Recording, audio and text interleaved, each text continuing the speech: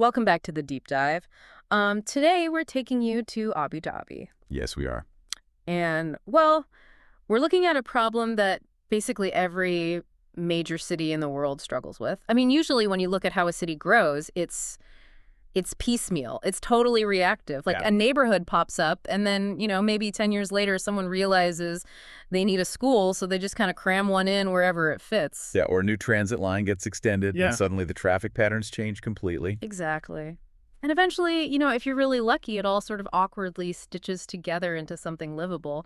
But it's almost always a compromise. It really is. I mean, traditional urban development is essentially just an exercise in retrofitting.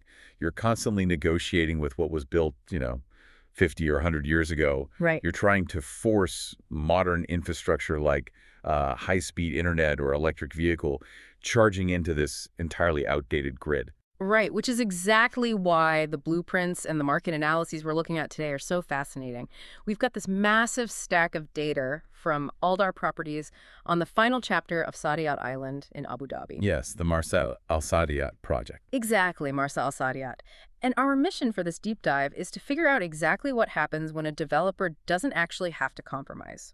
When they have the capital, and we're talking specifically about an AED 100 billion or, roughly 27.2 billion US dollar master plan. Which is just a massive figure. Right. What happens when they have that capital to build a completely integrated ecosystem from absolute scratch? And we really need to emphasize that word, ecosystem here. Mm-hmm. Because we are just analyzing some new luxury housing complex. Yeah, not at all. Marsa Al Saadiyat is arguably one of the most comprehensive premium districts currently being created really anywhere globally. I mean, they are engineering a 6.4 million square meter environment designed to support 58,000 future residents. But, more importantly, they're designing the social and physical mechanics of how those people will actually live and work and move for decades to come. Okay, let's unpack this, because I have to admit, when I first read 6.4 million square meters and 58,000 people, my mind immediately goes to density. Oh, sure. I think of traffic jams, I think of noise, I think of, a concrete jungle. But when you actually look at the master concept for Marsa Al Saadiyat, the physical reality they are planning seems completely at odds with that massive population number. How so? Like, what really stands out to you in the blueprints? It's the sheer volume of empty space, or rather green space. I mean, the entire master plan traces the natural curve of the Arabian coastline, right? But, yeah. But inland, they are laying down 73,800 square meters of central park and green zones. It's a huge area. To put that in perspective for you listening, that's roughly the size of 10 professional soccer fields, just purely dedicated to trees and grass.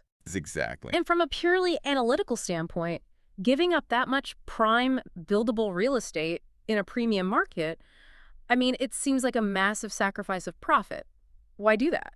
Well, I mean, it looks like a sacrifice on a spreadsheet if you're only valuing raw square footage, but they are playing a much longer game here regarding intrinsic value. Okay. What's fascinating here is what the developers call their philosophy of quiet harmony. Quiet harmony. Right. Because in the ultra-premium real estate market today, true luxury isn't just, gold fixtures or marble countertops anymore. Sure, anyone can buy those. Exactly. Yeah. True luxury is the control of your external environment. It's the absolute absence of noise. It's the absence of cars.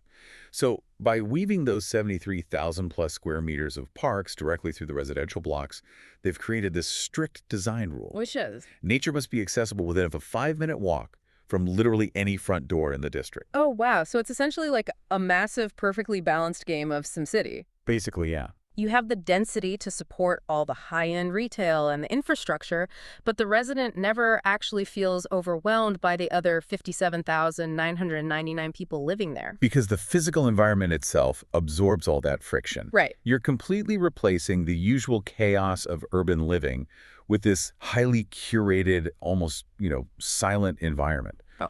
But you can only achieve that if you have total control over a massive landmass from day one. You can't just retrofit a 5-minute walk to a massive park into an existing, dense city block. Right, the buildings are already there, which naturally changes how you move through your day. I mean, if the park is only 5 minutes away, you walk. You walk, exactly. And that brings us to the infrastructure of movement, which to me is just one of the most mechanically interesting parts of this whole project. Because they aren't just building roads for cars. No, far from it. They are laying down 46 kilometers of dedicated bicycle routes. And get this, a staggering 140 kilometers of pedestrian walking paths. 140 kilometers. Just let that sink in for a moment for you listening. That is roughly the distance from New York City to Philadelphia. Entirely on pedestrian-first pathways. And they're all woven into just a single district. It's incredible. And these aren't just, for a leisurely Sunday stroll around a lake. The map actually shows these paths acting as the primary arteries to the district's core daily infrastructure, specifically education. Right, the education hub. Yeah, they've built an entire education hub right into the master plan. You've got 2 private schools, 1 public school, 6 kindergartens. Plus, you're right down the road from the New York University Abu Dhabi campus and 5 other established schools on Saadiyat Island. Right, and this is where we really see that transition from just nice-to-have amenities to fundamental lifestyle shifts. I mean, think about the morning routine for an average family in a major city. Oh, it's chaos. It's a high-stress, traffic-heavy ordeal, right? Right. But here, the infrastructure effectively eliminates that traditional commute. Because you don't even need the car. Exactly. A child can safely walk or bike to a world-class school using those pedestrian paths, entirely separated from heavy road traffic. I mean, that fundamentally lowers the baseline stress of your daily life. And it's not just the kids who get to skip the traffic, right? Because for the professionals living there, the master plan actually includes a TOD. Yes, a transit-oriented development. Right, which is a crucial term we should probably define for you listening. Sure. So transit-oriented development just means the urban planning is actively centered around maximizing the residential and commercial space within walking distance of public transport. And in this case, that transport is a planned underground station for the Etihad Rail, which, is the high-speed rail network connecting the entire United Arab Emirates. Right. So mechanically speaking, you have this incredibly quiet, totally pedestrian-focused microenvironment on the surface, but then underneath you have this high-speed arterial connection to the macroeconomy of the entire country. That is the perfect way to frame it. Yeah. I mean, you can literally walk out of your villa, stroll through a quiet park to the underground station, and just travel across the UAE for a business meeting, completely bypassing local road traffic. Wow. It's seamless connectivity, but without any of the localized pollution or noise that usually accompanies major transit hubs. It's just fascinating. But, as much as we are talking about the inland parks and the rail station, we have to talk about the water. Of course. Because Saadiyat Island is obviously an island, and the premium nature of Marsa Al Saadiyat really anchors itself on that coastline. I mean, we are looking at 8 kilometers of overall waterfront here. Which, again, is just a massive stretch of geography to integrate into one single residential project. It's huge, and a major piece of that is a 5.6-kilometer landscaped beach promenade. But they aren't just, paving a sidewalk next to the sand. No, it's highly curated. Right. The plans detail a dedicated wellness club, community pools, private cabanas, and these high-end restaurants built right into the promenade itself. Yeah. However, the undisputed crown jewel of this coastline, and this is what really caught my eye, is the marina. And this is where the engineering really got my attention. They are building a 177,000 square meter marina. The largest in Abu Dhabi. The largest, yeah, with 350 berths. But the really specific detail here is that it's designed to accommodate super yachts up to 101 meters in length. Which is an extraordinary and, I should add, very deliberate engineering feat. Right. I mean, 101 meters is over 330 feet. I don't think people realize the sheer mechanical nightmare of building a marina for vessels of that size directly into a residential neighborhood. It's not easy. We aren't talking about parking a little speedboat. A 101-meter yacht is essentially a floating corporation. Literally. You need massive draft depth so these ships don't run aground. You need colossal turning basins just so they can maneuver. You need specialized industrial-level shore power infrastructure just so they can, plug in. To integrate all of that heavy marine engineering into a neighborhood without completely ruining the quiet harmony we just talked about. Hmm. That is incredibly complex. It is deeply complex, yes. Yeah. But the economic rationale behind doing it is rock solid. I mean, a marina capable of berthing 101-meter super yachts isn't just a parking lot for boats. It actually acts as the district's town square. Really? How so? Because of the specific demographic it brings. I mean, a vessel of that size comes with a crew, it comes with global mobility, and it brings a highly specific, ultra-high net worth demographic directly to your doorstep. Oh, that makes sense. Right, so that marina essentially anchors the five-star hotels planned for the area, it supports the dedicated yacht club, and it feeds directly into that 1-kilometer retail and dining promenade. Right, because they need places to go. Exactly. When you have that caliber of yacht docking in your neighborhood, the whole retail strategy completely shifts. You start attracting Michelin-starred dining and global luxury brands, creating this continuous, vibrant rhythm of life along the water. And that elevates the property value of the entire ecosystem. It creates a totally different center of gravity for the neighborhood. It really does. So, okay, you have the physical infrastructure, the parks, the rail, the marina, and you have the social infrastructure. But Marsa Al Saadiyat also sits adjacent to an intellectual and cultural infrastructure that makes Saadiyat Island completely unique on a global scale. It's the cultural district. Right. The master plan includes direct pedestrian connections to the Saadiyat Cultural District. And we really can't overstate the importance of this. It is perhaps the most defining characteristic of the entire project. Because the lineup of institutions here is just heavy hitter after heavy hitter. I mean, you are literally minutes away from the Louvre Abu Dhabi. The Zaid National Museum is there. The Guggenheim is opening soon. And then there's the new theater district featuring Dar Al Fanoon, Right. which is this incredible 6,500-seat performing arts center designed by the legendary architect Frank Gehry, built specifically for massive musicals and major theatrical shows. It's just an unprecedented concentration of cultural power in one location. It really is. Yeah. But, and here's where I have to play devil's advocate for a second. Okay, go for it. We're looking at these spectacular institutions, right? But on a random Tuesday afternoon, does having a world-famous museum or a massive Frank Gehry concert hall in your backyard actually change your day-to-day life as a resident? Or is this just, something that looks really amazing on a real estate brochure, but in reality, mostly just brings swarms of tourists to your neighborhood? It's a very valid question, and honestly, it's a really common concern with major urban developments. But we have to understand the actual mechanics of a true cultural cluster, because these institutions do far more than just attract tourists on a weekend. They act as a massive, permanent magnet for global talent. Like who? Like curators, artists, global thought leaders, and international executives. When you have the Louvre Abu Dhabi and a venue like Dar Al Fanoon operating year-round, it changes the entire programming of the city itself. Meaning what exactly? Meaning it brings exclusive premieres. Right. It brings international exhibitions and global summits. It attracts a highly refined, intellectually engaged community to the area. Ah, I see. Culture actually sets the rhythm of the day here. For a resident, it means your evening entertainment isn't just, going to the local mall. It could be literally attending a world premiere. Right. Furthermore, because of the sheer scale of the master plan we discussed, the residential zones still maintain their privacy in that quiet harmony while remaining just a short pedestrian walk away from the cultural district. So you get the access without the crowds? Exactly.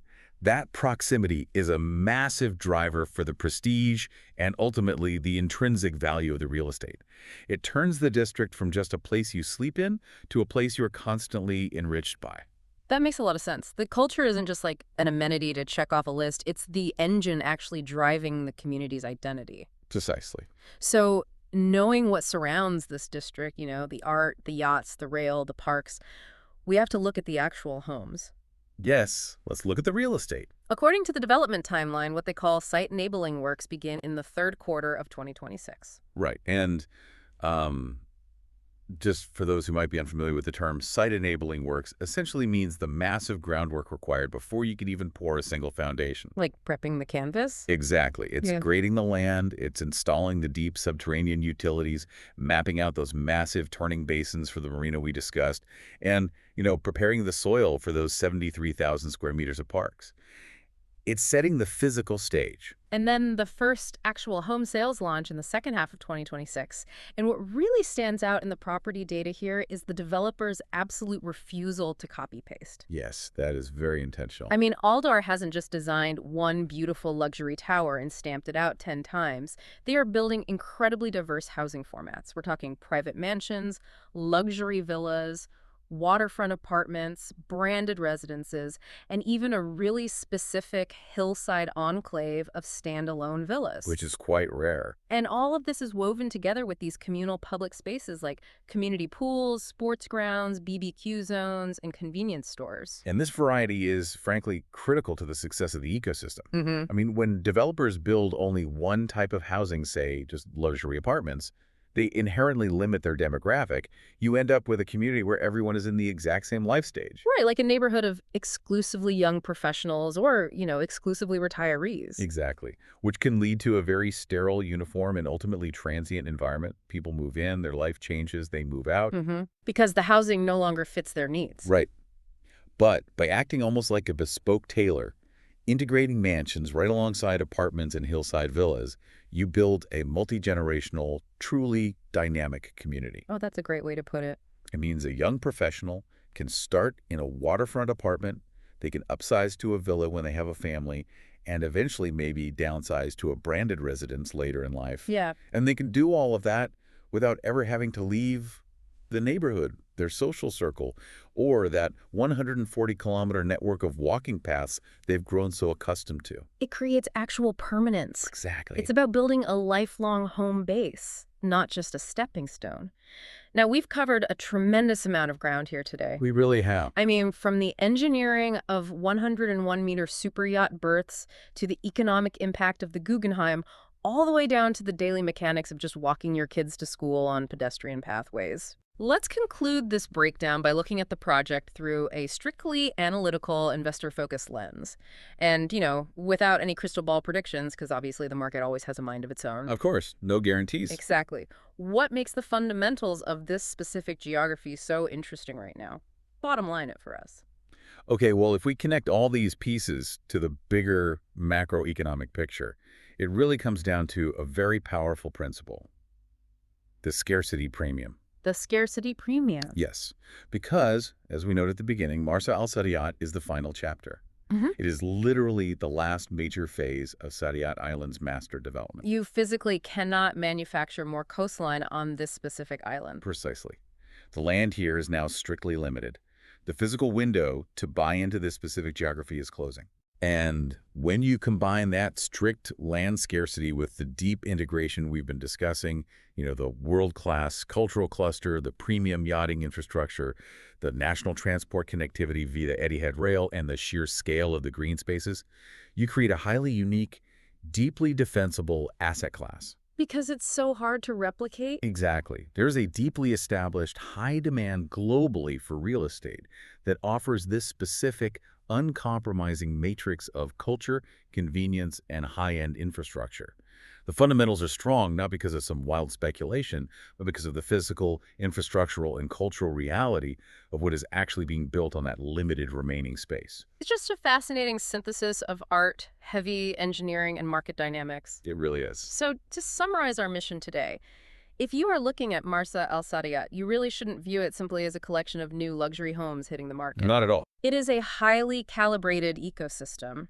It is a place where 101-meter super yachts, Frank Gehry's architectural brilliance, 140 kilometers of peaceful walking paths, and high-speed underground rail networks all intersect in one continuous 5-minute walkable environment. Yeah. It is undoubtedly one of the most balanced and thoughtfully engineered districts taking shape in Abu Dhabi right now. It certainly is. Yeah. And as we watch cities around the world continue to struggle with congestion and noise and social isolation, this project raises a truly fascinating question about the future of urban design. Which is? What actually happens to human well-being, to our daily stress levels, our creativity, and our sense of community, when a city is actually built from the ground up to prioritize art, pedestrian walkways, and nature over cars and concrete? Yeah. It's an experiment in living that could very well redefine our expectations of what a city should even be. That is a brilliant thought to leave on. Because when we design our cities differently, we ultimately design our lives differently.